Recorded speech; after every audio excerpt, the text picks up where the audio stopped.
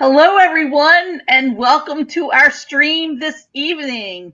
We have two wonderful women writers with us. As you well know, 2025 is the year of the woman at Unsolicited Press. So we have Ann Babson and MaryAnn McGuigan. If I say it McGuigan. right, let me know. No, Um, McGuigan.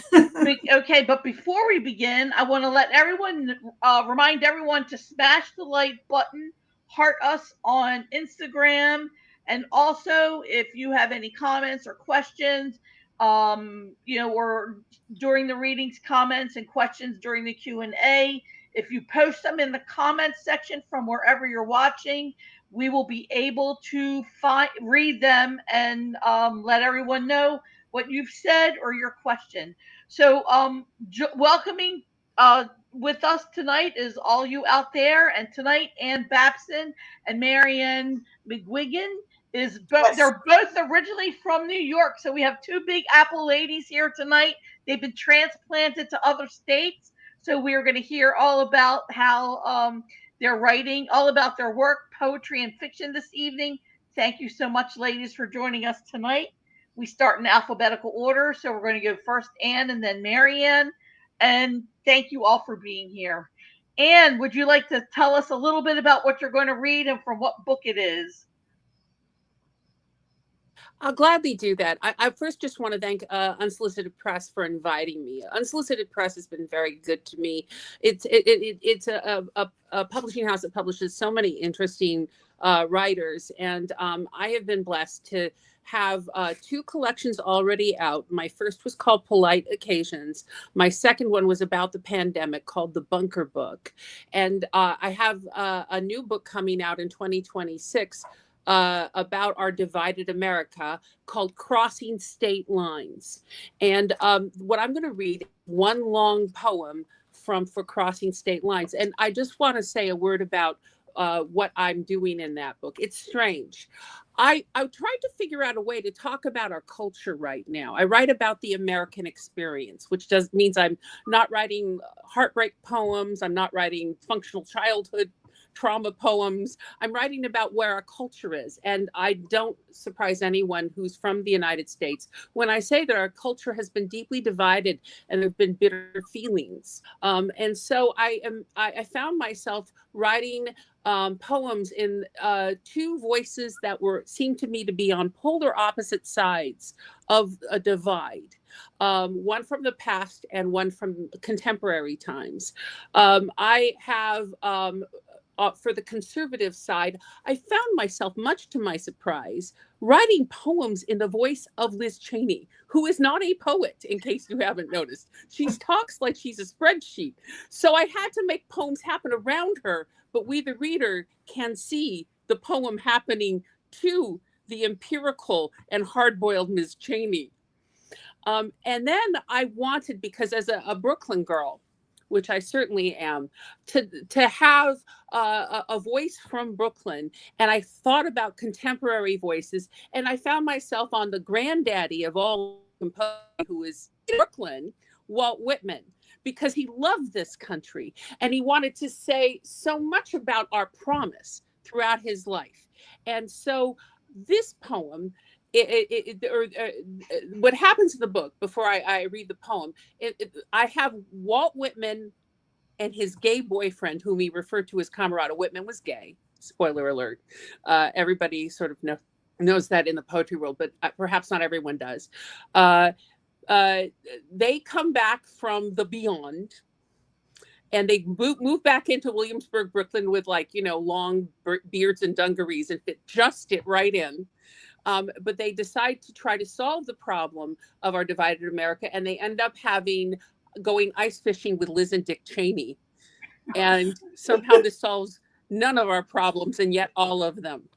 That's the book. It's called Crossing State Lines. And this is a poem about Walt Whitman's first trip on an airplane. It is called Whitman Takes Off. It starts with an epigraph from him, from Whitman, real Whitman himself. I fly like a bird around and around, to soar, to sing, to the idea of all. Walt Whitman. 1. With my camarado, we filed in with strangers, found the row, sat, hooked our belt buckles. Oh, so strange to be attached to a chair. I looked about me. Others looked at screens, so very nonchalant, unimpressed by Newton's problem. Dropping apples drop, but we, beloved, fly. The narrow seat, narrow belt, narrow rest for arms, a filtered sun through double window panes constricting these rows so regimented. The people of the future, or rather now, line up in tight blank pews, no pastor, and wait for what? They yawn, they read. 2. The motor of this contraption starts, and I hear dactylic hexameter from a mandatory passage of Virgil from Latin class, my knuckles rapped. Quadrupente putrem sonitu quals it ungula compan. A rhythm, hoofs pounding on a strip. But where are the horses driving this conveyance? I saw the captain climb aboard, his cap quite like that of a paddle boat pilot. He walked in. I looked up and he nodded. No one looks around but me. How can they be bored? I fidget. Through the portal I see birds. Nubes roque volucrum de gurgite rocem urgret, said Virgil about birds. Birds with hoarse cries from hoarser clouds rumbling. A battle, dactylic hexameter. That's what this motor sounds like. But people stare at screens. A woman points to exits. But shall we exit in the air? Truly? 3. The bullet conveyance with wings holding us seems to roll, not fly, sleepwalking apace. Look out the window, my camarado urges. You really don't want to miss this. 4. First, the itching at the base of my spine, the surprise when the buildings tilt through the portal, then my stomach pit filled with portent, the opening of a great and lofty mystery, and then, beloved, and then the pulling back of my shoulders onto the armchair, the trembling of a craft as a woman in pleasure, her legs spread like wings on a carpet of clouds. Oh, it is not just the plane that sighs, it is I, her lover, more, I say more. And beneath, through the window, I see the tall turquoise lady in copper holding aloft a lamp over small boats to guide them. But this daylight is brighter still. This America is brighter still. Not in the time of Virgil or Adam did we imagine this liberty being assumed into heaven, not like virgins by our undaunted adventurous curiosity. America, you never bow to those who doubt it can be done. You would rather be martyred trying the new and improved thing than be constrained to live another day in limits. You prefer to die fools than to sit at home when any Icarus takes his wax wings upward, to die knowing this once rare, delicious pleasure. Oh, look at them in the rows. They are bored, but never am I less so. Vibrate with the machine. I tremble. I want to howl with the pleasure of it. Camarado grabs my hand and we vibrate together. And now the towers are toys beneath my fingers on the window. I am sobbing. I am sobbing. The lady in the tight skirt and hat asks if I need assistance, and I turn away from the spectacle of a whole American city looking like a boy's toy chest just for a moment. Tears are running down my beard. She hands me a napkin with the name of this conveyance on it, its coat of arms. 5. No, madam, I weep because this country possesses all the promise I ever saw in her when down below us would have sat only skyscraping masts, not these Babel towers rendered Lilliputian by the miracle of this ride. She doesn't understand. She seems to wonder if I am a danger. She seems to decide I am just old, perhaps strange.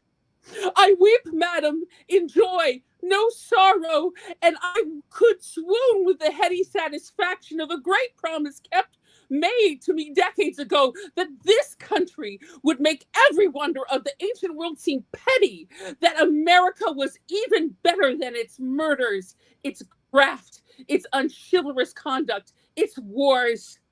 She seemed to wish to leave. I am holding her hand still a moment.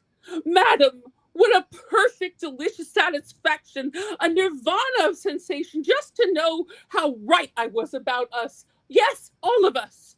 I am not a praying man, but I feel I should drop to my knees in recognition of how much this nation exceeds my maddest imaginations.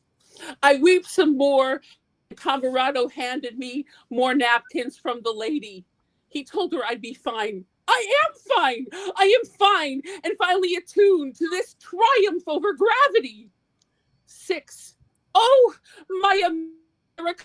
Oh, thunderous hoofbeats replaced by roaring engines. Oh, the sower bends to plant a seed, and soon enough, though not in one lifetime, the redwood stretches to touch the clouds. Years ago, I witnessed eagles mating mid-air, spiraling in ecstasy, talons linked, tumbling. We do not tumble, she and I, but America is my lover. So as true as any flesh pressing flesh, I spin with the eagle head over head, and this is the satisfaction of a patient optimist. And yet, I am traveling in the sky because those on the ground are so ready to fight one another, not to mate mid-air. Oh, my promised America come true like a boy's wild wish. What have you made with your muscles and heft? How well you have doubted doubt, and yet we take this very voyage because you have forgotten how beautiful you are. I sail across you in the air above your great farms, your wood-capped hills, and you, how can you not know your own charms tempting me all those years ago to plight you my troth, to return to you from the soul like a pilgrim? 7. America spread before me like a lover on a green blanket. How can you have forgotten your own beauty? I'm sorry, there's a page missing. I apologize. I have a page missing. That's really not cool.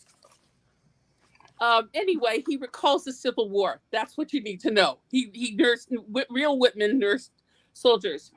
Again, holding strife one against another. Again, for I survived such a season months. I wiped the foreheads of dying boys, their full lips thirsty for water. Could not drive away typhoid and other fevers from their hot heads. Wrote letters to their mothers for them.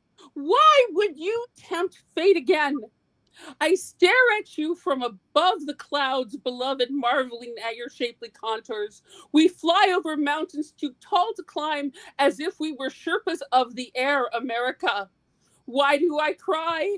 I know you are so close to bloodshed, I can smell the first cuts gushing. I washed out wounds in the last civil strife. I buried boys whose mothers who never said goodbye. I emptied slops. I held boys as they wept. America, do not return to those dreadful hours. Stay with me in the air, where the problems below seem tiny, and where a kind woman brings us beverages, and we can marvel that we are here at all, assumed into heaven of a mechanical kind. America, what quarrel can you hold against America? America, beloved, naked, spread wide America, love me and love your neighbors, all of them. I will not forsake you. Strive no more with one another. Honor where you cannot love.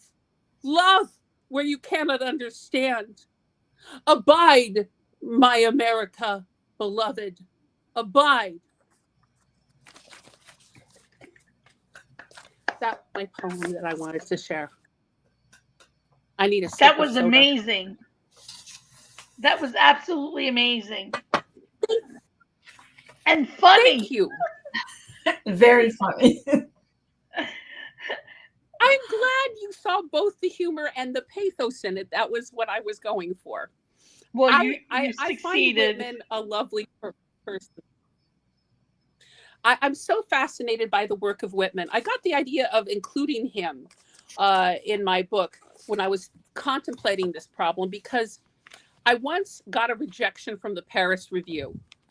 Richard Howard had kept a poem of mine I'd written for a whole year. And I was like, fingers crossed, because that's a career maker for a poet to get in the Paris Review.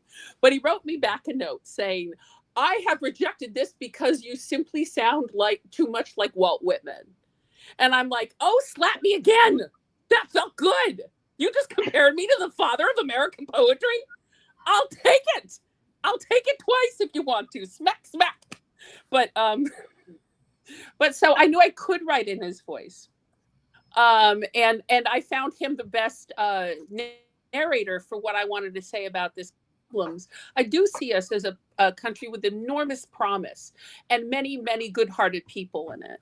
And I think we are ingenious and hardworking and plucky and intrepid, all the things that Whitman thought we were. But Whitman's a weirdo. Let's be honest. Whitman's a weirdo. The kind of weirdo I want to hang out with. Okay, we're going to move on to MaryAnn, who's going to read fiction from her book. And her book's pub date, I think, is September 9th. So yes. Coming out next week. And then following MaryAnn, we're going to have a Q&A. So congratulations, MaryAnn, and we're anxious to hear from your book. Thank you. I think it's called That Very Place. Yes, That Very Place. It's a pleasure to be here. This is something new for me, reading on YouTube, but we'll give it a try. We'll see how it goes. I'm going to be reading the opening of a story called The Sorrow for Her Loss. It's one of the stories in That Very Place, and you're going to meet two characters. One is Eileen, who learns that her father has died, and the other is Clover, an old woman from Brooklyn who knows more about Eileen's father than Eileen does. So here we go. The Sorrow for Her Loss. Robert is upset about the old woman who left Brooklyn to come and live in our guest room while he was away in Boston last week. She sings to herself late into the night, old Irish sea shanties. She cooks breakfast. This morning it was her plaster of Paris corn muffins and the black tea she keeps in an old mayonnaise jar on the shelf in the guest room closet. The kids are complaining. Robert wants an explanation. It's complicated. When I was a sophomore in high school, they called Ellen Tyson out of geometry class to tell her her father had a heart attack. The teacher stepped outside with her. The nurse was out there, the cheerleading coach, her aunt. I envied her because I was already pretty good by then at making up stories about how my father had died. It was the easiest way to explain why he wasn't around. I never used heart attacks, though. I went in for slow exits. Sometimes I'd say we were still paying off brain surgeons' bills. My father's real death came 3 months ago, without fanfare, not even a break in routine. A call from Maggie, my oldest sister, something about his liver. He was in his chair, watching the Yankees, cigarette butts spilling over his tray. In his refrigerator, they found Budweiser and a jar of something that may once have been relish. I got the story in 2 parts because Maggie called on my night to make dinner, and preparations had reached that critical point when delay brings disaster. I considered telling Maggie to hold on while I called Robert into the kitchen to tell him my father died, so would he please finish the fettuccine. But I was afraid he'd think I was trying to escape dinner duty. When we first met, I told him a whopper about multiple fractures from a head-on collision, leaving my father paralyzed on his left side until he died, real slow. He'd think I was up to my old tricks, so I told Maggie I'd call her back. I had no difficulty eating the fettuccine, no lump in my throat, no immediate feelings about the news. The last time I saw my father, I was 11 years old. He was sitting alone with his head in his hands on our lumpy, threadbare couch, while my mother dragged a beat-up suitcase and the last of their 7 children out the door. Maggie didn't have much to tell me when I called her back. He was still living in Brooklyn. He'd be buried there. I had no intention of attending. So I suppose you might say the reason the old woman is in our guest room is because I have no one to tell about his death. I keep thinking of Ellen Tyson. People were so nice to her when her father finally died. The entire sophomore class chipped in for flowers and a gift to his favorite charity. Everyone I know thinks my father died years ago. I'm not sure what that sound is. I don't either. Of I'm course, going to mute that. Of course, I've always kept my fantasies to myself, like the one where I find my dad on my doorstep one morning, and he tells me he's been following my life from afar. And he's so proud that I got a scholarship and that I became a teacher and that my kids are beautiful and that they've been raised so well. He hopes we can start a new relationship. My father is played by Robert De Niro in this. In another fantasy, I arrive at some distant cousin's wedding, and there he is, waiting for me, this time looking more like Sean Connery. He tells me he's been through a rough time, but he's patented a formula that keeps the head on a beer. He wants me to leave everything and tour the breweries of Germany with him. Maggie called again after the funeral, said the wake was well attended. I wasn't surprised. The Irish can't resist mingling with the dead. I pretended I didn't want to hear about it. Of course, she knew that was an act, and she sent me an email with directions to the gravesite. I never told Robert I was going. It was a long drive on a nasty day to a nasty part of Brooklyn. Boarded windows, abandoned cars, graffiti in the most unlikely places. The cemetery was one of the few places still open for business. I started for the top of the hill toward the grave. The day was sunless and getting colder, the ground hard. The weeds pulled at my pant legs. The wind was damp, like when a rain's starting up. It brought a rotting smell from the bay. I didn't see the woman until I was at the top of the hill. She was maybe 20 yards below me, right where Maggie said the grave would be. She was looking down, her arms folded across her chest, like she was waiting for an explanation or her turn on line. She had on a dark raincoat, and one of those mesh shopping bags hung from her elbow. I watched her a long time. She was old, had skinny, shapeless legs, pepper gray hair that she must have set in pin curls. I wondered who she was, what she knew about my father. Then her whole body sighed, and she stepped away, down toward the lane on the far side of the cemetery. I walked to the grave, stood where she stood. The earth of the grave was still darker than the ground around it. The woman had turned up the dirt in the center to plant some mums, or someone had. I got to my knees, touched the dirt. The smell of the earth mixed with the sour smell from the bay. The grave marker bore the dates and his name, Michael Mulvaney. I shivered. Miles from home in a place as foreign and forbidding as a bad dream, I knelt at the grave of someone who was supposed to be mine, someone irreplaceable.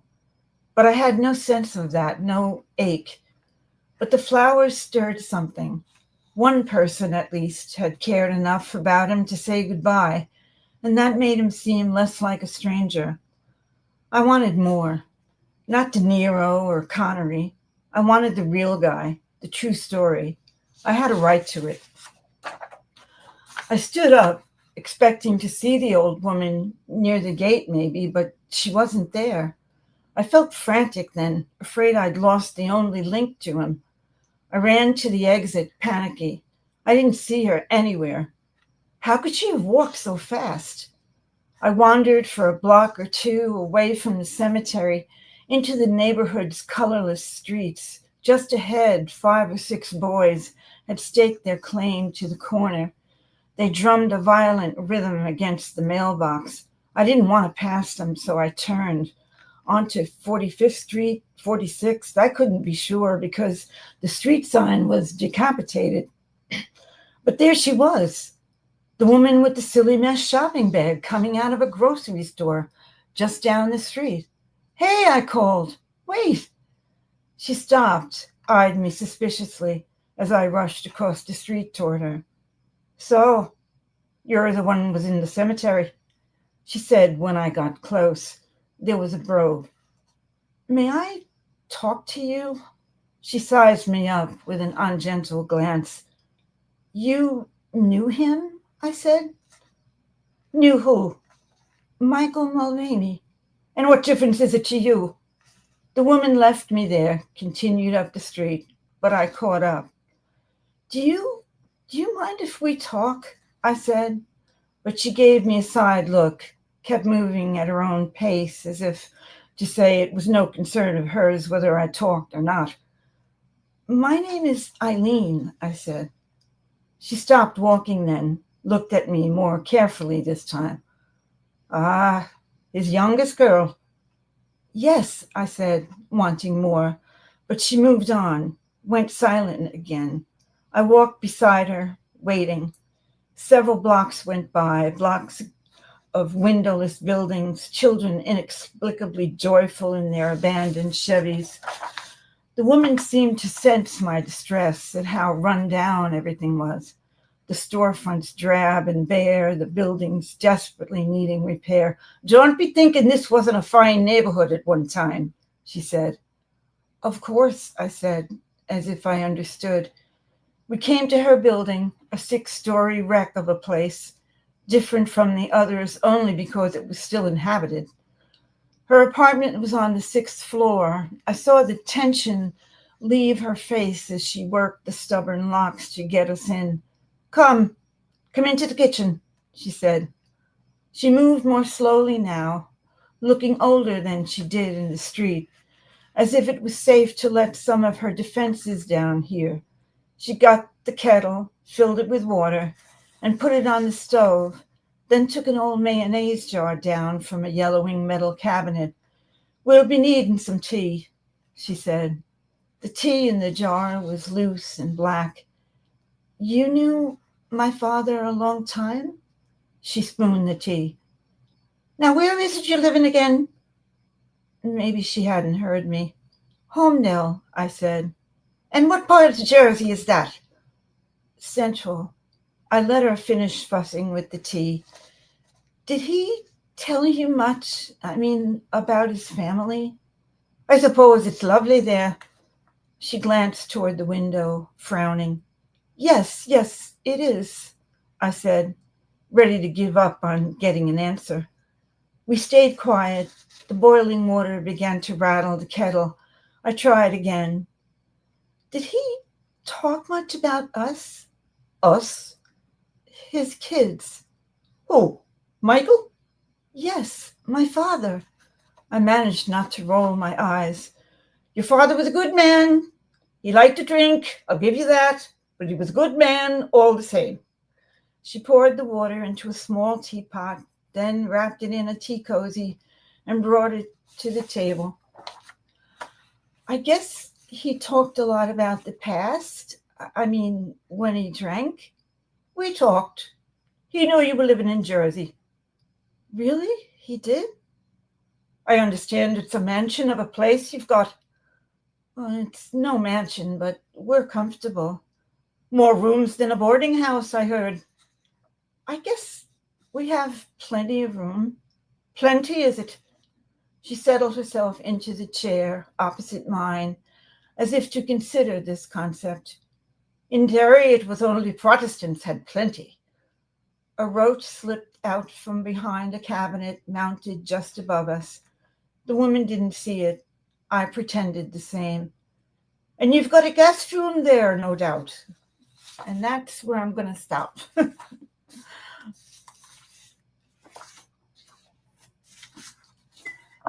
What an intriguing story. I definitely want to know more. Obviously, the character Eileen takes the lady home with her because we know that from the beginning of the story. But one of the things I really want to point out is just as efficiently as Anne channeled Walt Whitman, you really got the brogue down very well in that dialogue. Well, thank you. The difficulty there is switching from the brogue to my normal voice. This story has been around a long time. I wrote it many years ago. And in fact, this story evolved into a novel. And that novel was called Crossing into Brooklyn. It's a young adult novel. Because after I wrote the story, I wondered, what if it turned out that the father was not dead? And so that became the story of a young woman, a young teenager, whose mom has disowned her immigrant father, who's living in Brooklyn. But in any case, all of my novels originally started as a short story, all 4 of the novels. So it's kind of like I never seem to want to give up on characters, I think. So this is going to be in your book that comes out on December 9th. So if anybody wants to get a copy of that book, it's available where books are sold everywhere. So let's talk a little bit about the writing process from both of you, and I guess we'll go in alphabetical order. What inspired each of your works? Like, and you talked a little bit about how you write about America, and MaryAnn, you talked a little bit about what the story was in the beginning, but can you each talk about what was the inspiration for each of your work? Sure. If I'm at a cocktail party and people ask what I write about, I say the American experience, and then people hold their martini glass and say, "Oh yes, the American experience, how marvelous." What I mean is I'm really interested in how our society is working. They're wonderful poets who write love poems.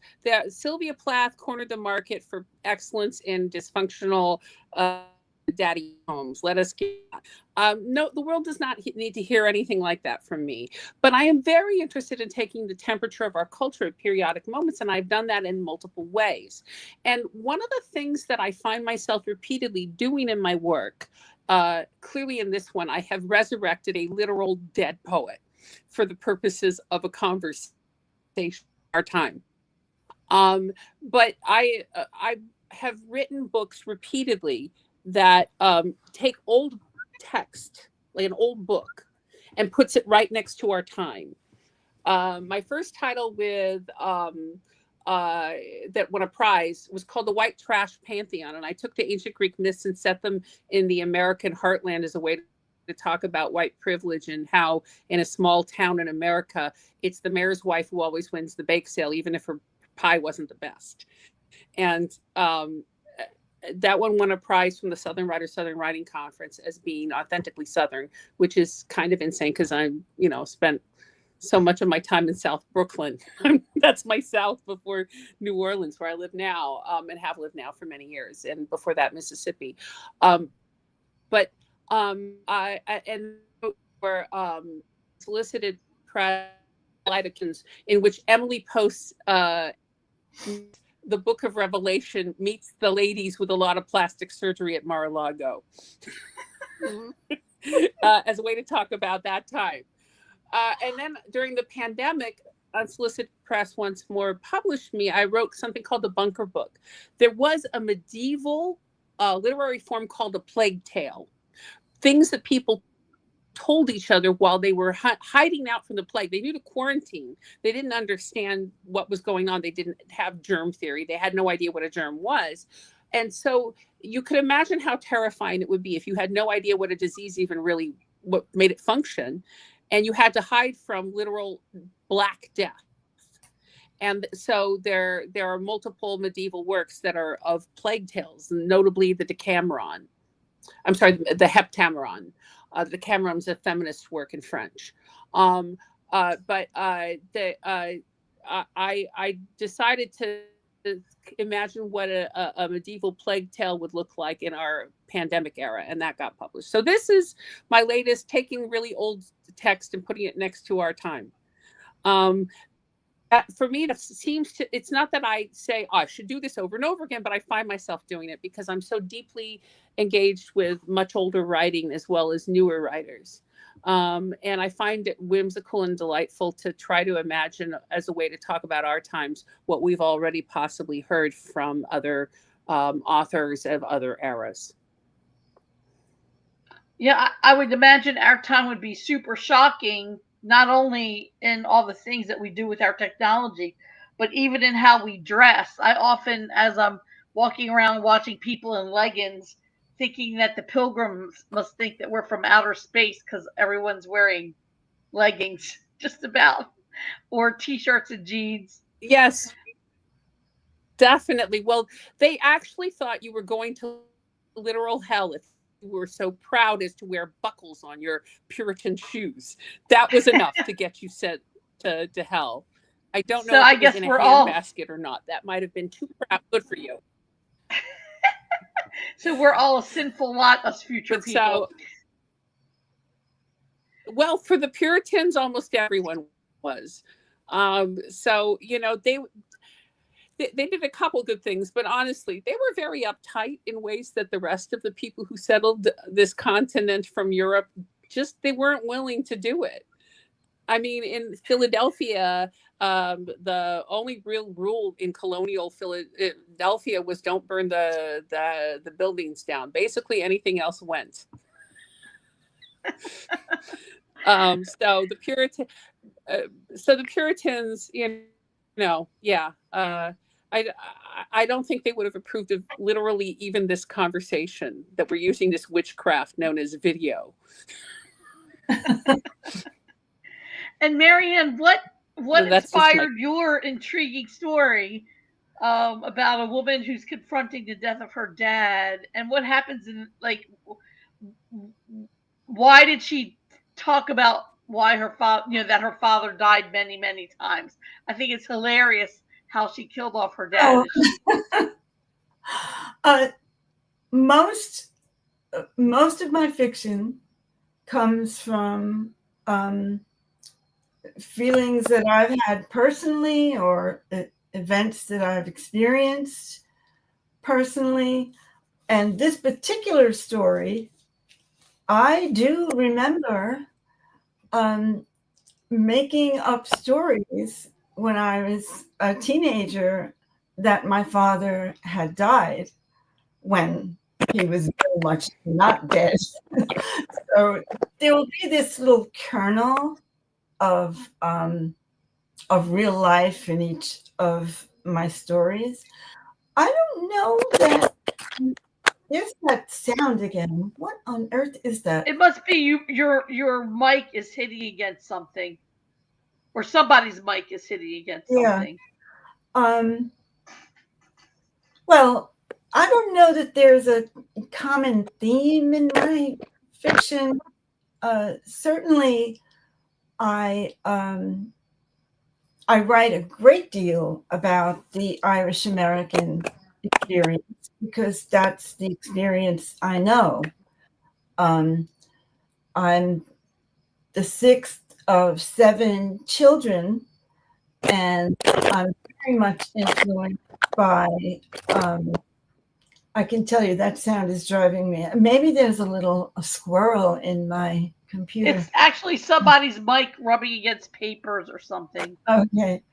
The stories in that very place are a departure from most of my fiction, because the main character is either extremely unusual or finds himself in a place that's extremely unusual. For example, one of the stories, a young young woman who works on Wall Street has arrived at her laundromat where a wedding is taking place. In another story, we have a young man who's waiting to cross 7th Avenue. He's just come up from Penn Station, and he eventually enters, I don't think I'm giving too much away, he enters another world. He's searching for his mother. So each story is very different from some of the stories I've written in the past.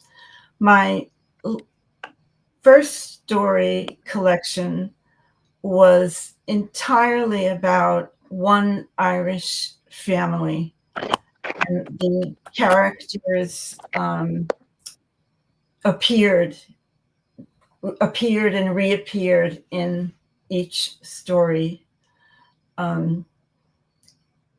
I've been writing for so long about so many things that it's really difficult to answer where any particular story comes from. I think it just comes from the tremendous need that I've always had to make sense of the world and to make the world on the page different from the way it has been. So both of you are rather prolific. Can you talk about your writing process? Like, do you each have a writing discipline? Do you keep diaries? Talk a little bit about the writing process. And Anne, how about if we start? Are you muted, Anne? No. How about if we start? No, I'm not. You are me. Yeah. So yeah, I think there's the noise is coming from your end. You must be rubbing against. I can't figure out why, because nothing is touching my microphone. I can tell you that for an absolute fact. Yeah. So can you talk about your writing process? Do you write every day? How do you approach the work? There was a time in my life where I truly got up every morning and wrote a poem. I never kept a journal per se, because I always never knew what to say, because I was tempted to participate in a rational diary, like a what did I do today kind of a diary, and that was not particularly fruitful for the imagination of a poet, I found. But I did train myself to write with rigor, because I had for several years a daily habit.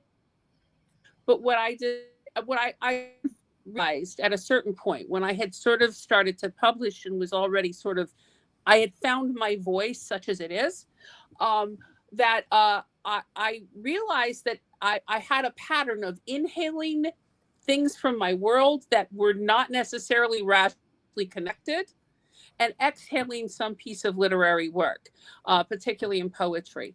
And I had to be patient with myself, because I was not going to do anything really good until I had inhaled enough to exhale, as it were. So I had to wait for something to tickle my fancy. And eventually it was kind of like being pregnant with a poem. You start to feel like you're carrying something, and then eventually it's going to come out, sometimes painfully. But I found myself a rhythm without really trying to. And one of the things that I do that I suppose is part of my writing discipline is I read voraciously and I read very widely. I am passionately interested in learning more things in the world. I read nonfiction. I read other things, and I think that some of my poetry is influenced by my first work as a writer. I was a political speech writer for a time, and consequently, I learned the cadence of the public discourse of a speech, how that works, and I studied great speech writers of America in order to get to that place. And I have such respect for that genre, though it certainly doesn't fit in the purview of unsolicited press, at least not at this time. But what I learned how to do was to have my character say something in a pleasing cadence, in an attractive way to keep the listener, I hope, listening. That's what I learned, an amazing skill to have. It really is.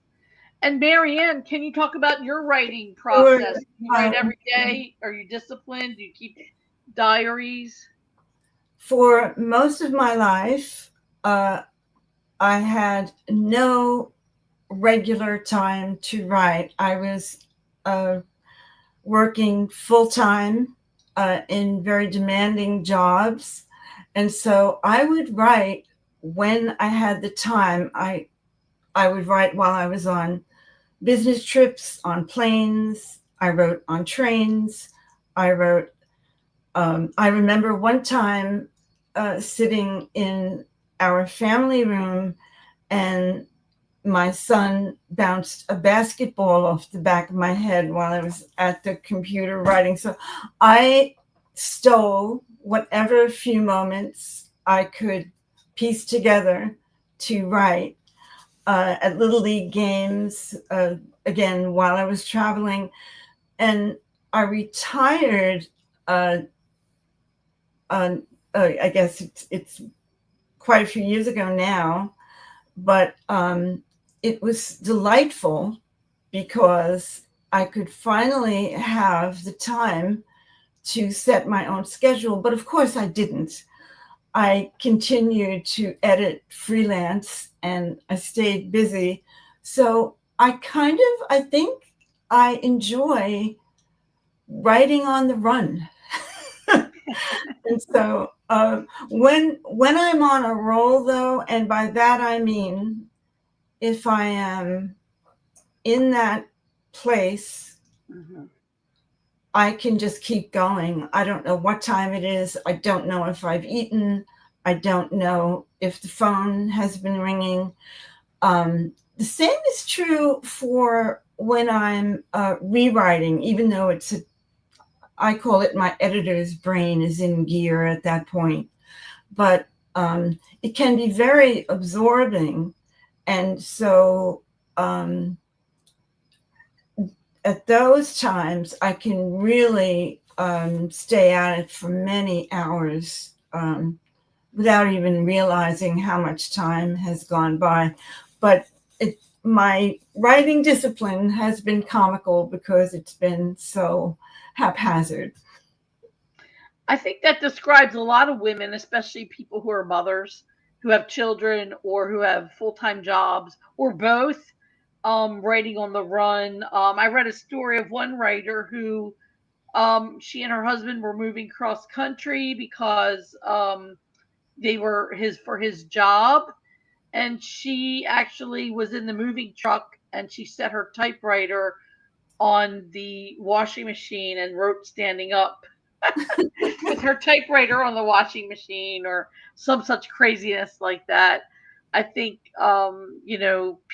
women who multitask, who have tons of jobs, tend to write the way you do. I know that there's the 5 o'clock club where people who are working and parents, get up at 5 a.m. and write from 5 to 6 or 5 to 7 to do that. I can tell this story now because there's no way I can get in trouble for it. There would often be large meetings with very important clients, and these meetings went on and on and on. And I would sit there writing furiously as if I were hanging on every word that was spoken, when really I was jotting notes or actually sometimes composing some story that had stuck in my head. But I was That's never struck. hilarious. I did it. I'm free to admit it now. And can you tell us a little bit about becoming a Southern writer, even though you are originally from New York? Because you said you lived in Mississippi and now Louisiana. So what was that journey like? Well, it is a little weird to become a Southern writer from South Brooklyn, basically.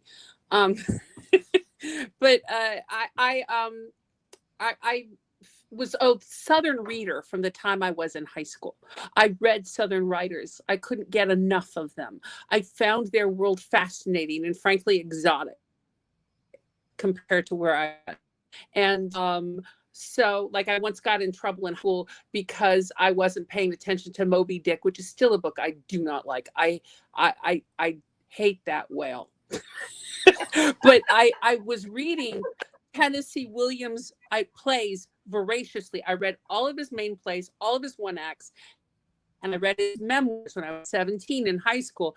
And then I started just writing an academic style paper about how the voice of his mother in the memoirs resembled many of his protagonists in the main plays and the one acts. And I was writing this, and we're all in this conversation here, old enough to remember the time where kids weren't texting on phones, but we were writing, passing notes. And I think the teacher thought I was passing notes because I sure wasn't concentrating on Herman Melville, because seriously, I hate the whale. And so she said, Anne, stand up and read what you're writing. So I read 2 paragraphs of this paper, and she said, that's enough, sit down, Anne. And at the end of class, she said, come see me. And she said, why aren't you reading Melville? And I explained why I hated that book.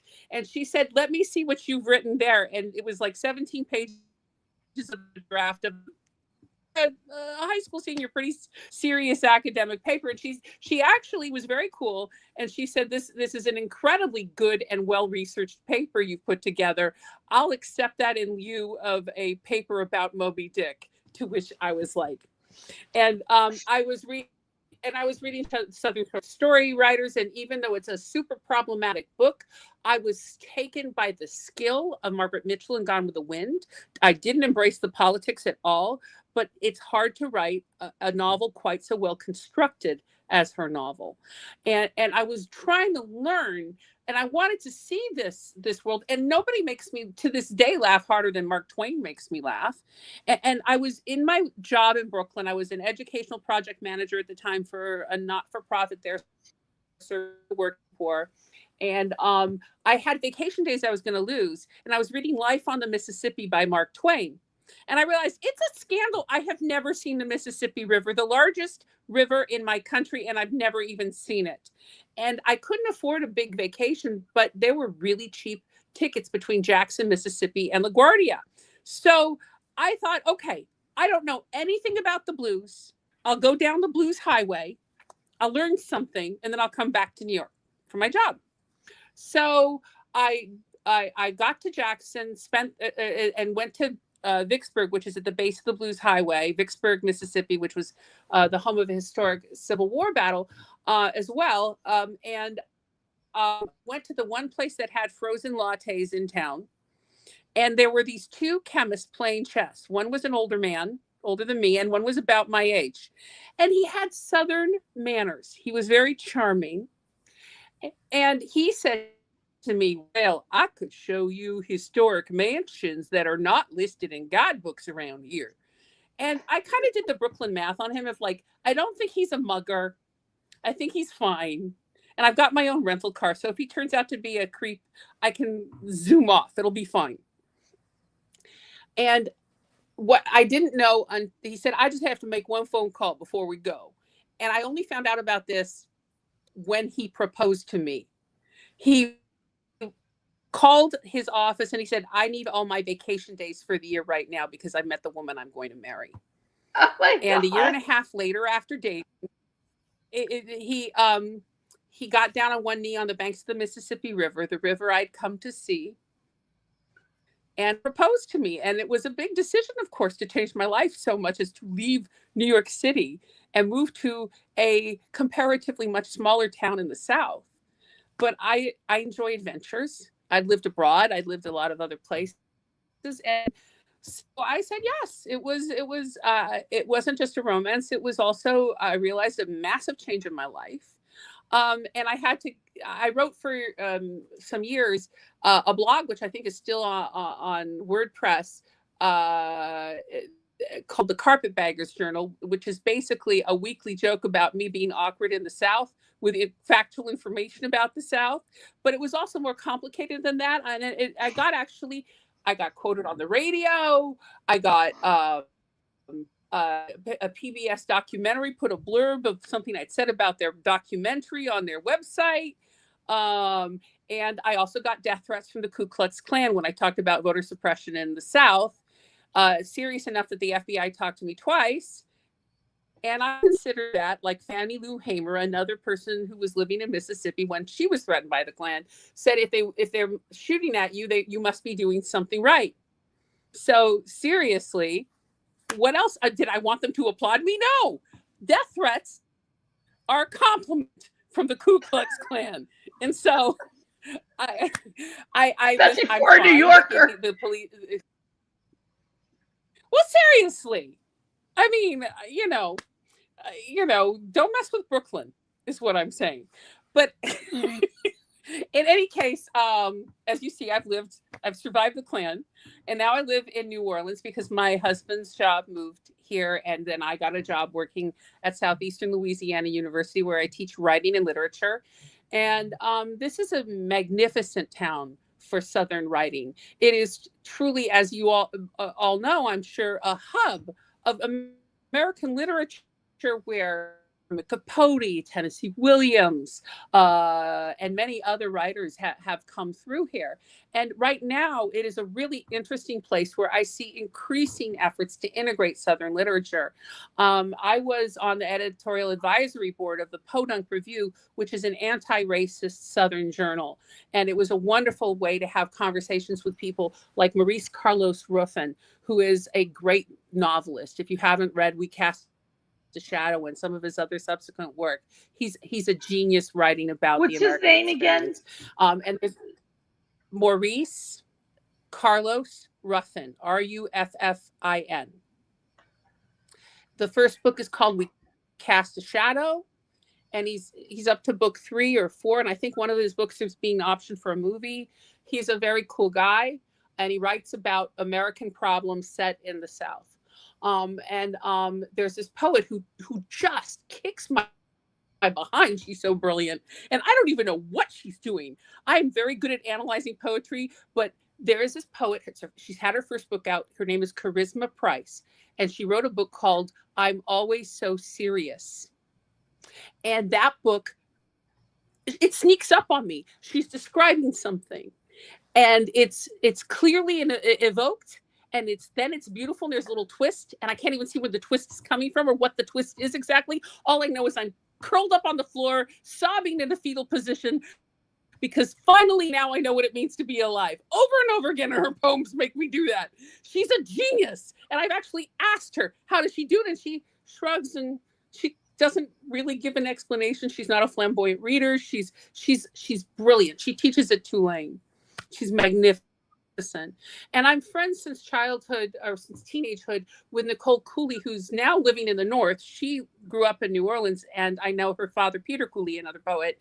It's interesting that Nicole and I switched places. She writes in the tri-state area, and I write down here in New Orleans. And I find no shortage of things to write about here. People are such good storytellers in New Orleans. I joke with people I never have to work an honest day in my life again as a writer, because all I need to do is listen to people and then ask them, do you mind if I record this on my phone? Because everybody is brilliantly good at telling a story. I don't necessarily write like other writers down here, but I am so deeply interested in what other people down here have to say, and I'm in great admiration of their work. It's a lot of fun to listen to them, and they're always literary readings around town. And for a time, I was the president of the Women's National Book Association of New Orleans for a few years.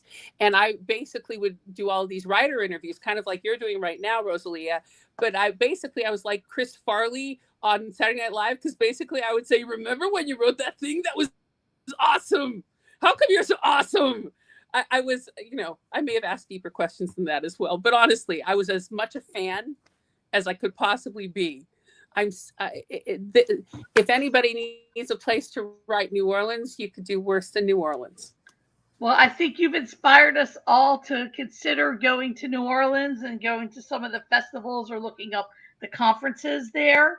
I want to let both of you ladies know to please let me know if you're coming to Baltimore for the AWP, because I'm going to try to do a literary nights with Unsolicited Press in person at a local someplace. I haven't yet planned where, but if you're in Baltimore and you want to partake, send me an email. I think this is the end of our streamed reading tonight. I would like to let everyone know that our next show is September 17th, same time, same place, 8:30 p.m. Eastern, 5:30 p.m. Pacific. I'd like to thank Ann Babson and MaryAnn McGuigan. And also, MaryAnn's book comes out on September 9th. So you can go to Unsolicited Press to buy it, or books where all good books are sold, Goodreads, any place where good books are sold, to get that book. It's called That Very Place. Thank you, ladies, for joining. Good night, everyone who joined out there. And thank you for joining us for this reading. And we'll see you next time. Thank you, Rosalie. It was a pleasure.